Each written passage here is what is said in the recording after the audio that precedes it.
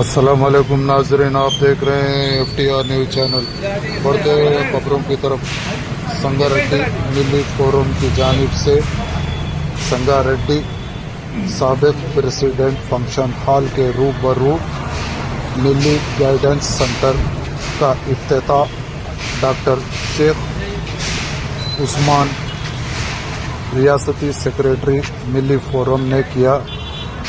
اور مہمان خصوصی کی حیثیت سے الاجم قادر فیصل ریاستی نائب صدر TUWJ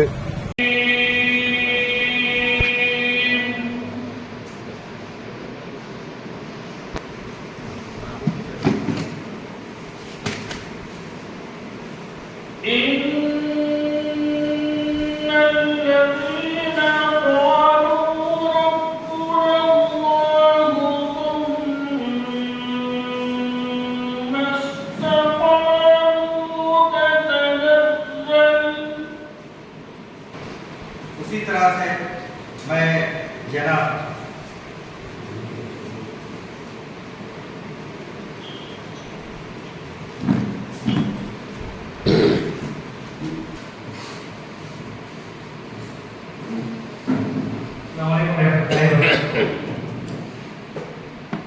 الحمدللہ اللہ کی تعریف بیان کرتے ہوئے تمام معزز مہمان استقبال کرتا ہوں۔ تقریباً کم و بیش 3 سال کا عرصہ گزرا ہے ملی فورم سنگا ریڈی کے اندر قائم ہو کر کے کولہاپور میں کرنے کا خیالات ہے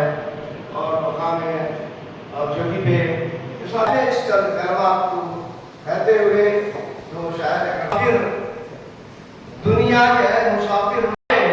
باقی رہا نہ کوئی کسی میں سب سمائے۔ ملت پریشان کن حالات میں ہے، جو بے راہبری بڑھتی جا رہی ہے۔ ہماری لڑکیاں دوسروں کے ساتھ، یہ بھی ہمارے سامنے ہے۔ میں آیا اور گزشتہ 3 سال کے دوران ملی فورم کی خدمات کس طرح سے رہی، چونکہ میں ایک صحافی ہوں اور سماج میں معاشرے میں جو سرگرمیاں ہوتی ہیں اس سے ہم بھی واقف ہوتے ہیں اور ہم بحیثیت صحافی ملی فورم کی سرگرمیوں سے بھی واقف ہیں۔ بطور خاص میں ایک چیز کا یہاں پر ذکر کرنا چاہوں گا، یوں تو کئی پروگرامز ملی فورم نے کیے ہیں، لیکن اس میں سب سے حالات کے پیش نظر جو سب سے اہم تھا وہ ووٹر لسٹ میں مسلم علاقوں میں کیمپ کرتے ہوئے وہاں پر مسلم رائے دہندوں کا ووٹر لسٹ میں اندراج کروانا۔ یہ مسلم فورم نے بڑے ہی بہتر انداز میں اس کو انجام دیا ہے اور مختلف مساجد کو مسلم محلہ جات میں کیمپ منعقد کرتے ہوئے مسلم ووٹرز کا اس میں اندراج کروایا ہے۔ میں سمجھتا ہوں تقریباً 2000 سے زیادہ مسلم ووٹرز کا اندراج اس میں کروایا ہے۔ نہ صرف ووٹر لسٹ میں مسلم ووٹرز کا اندراج بلکہ دیگر مسائل جیسے ہمارے ملی مسائل ہیں تو اس میں بھی جس طرح سے بھی ملی فورم کے سامنے مسائل لوگ لے کر آتے گئے تو ان کو حل کرنے کی کوشش ملی فورم کی ہے اور وہ کامیاب کوشش رہی۔ ملی فورم کی جانب اس طرح کے الزام عائد کرتے ہیں اور اس طرح کی اس کے اوپر تنقید کرتے ہیں کہ وہ خدمت خلق سے باز آ جائے۔ میں دعا کرتا ہوں کہ ملی فورم کے تمام علاقائی ذمہ داران کو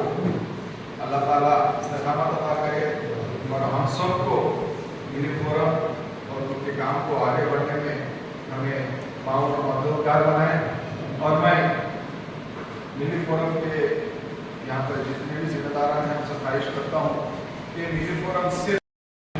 ہمارے وقت یہ ہے، ہم آپ کا شکریہ ادا کرتے ہیں۔ محترم امیر نے شاید کو خواہش جاتی ہے کہ وہ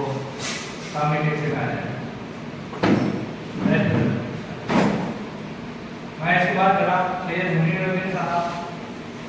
मामिन सेक्रेटरी दिल्ली फोरम स्टेट, खास करता हूँ कि जो एडवाइजरी काउंसिल के मेंबर भी हैं,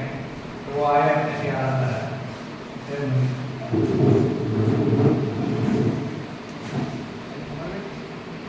जिनको मुकम्मल मालूम एजुकेशन की तरफ से कि 10th के बाद, इंटरमीडिएट के बाद और ग्रेजुएशन के बाद कहाँ पर क्या क्या कोर्सेज हैं।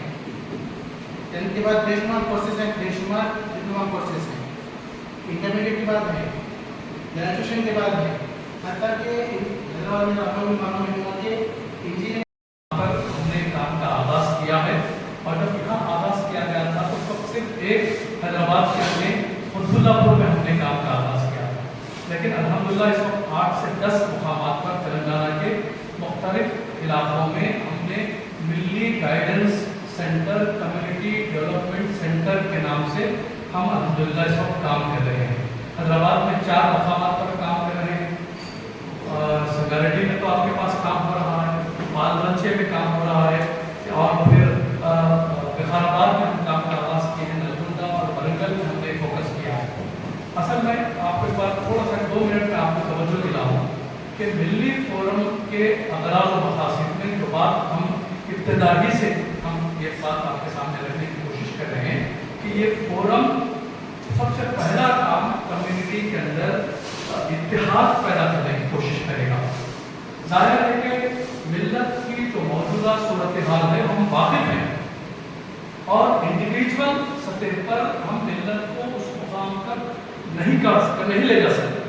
तो इसलिए मिल्लत के अंदर मौजूदा जो रिसोर्सेस हैं, जो टैलेंट्स हैं, जो NGOs हैं, उनको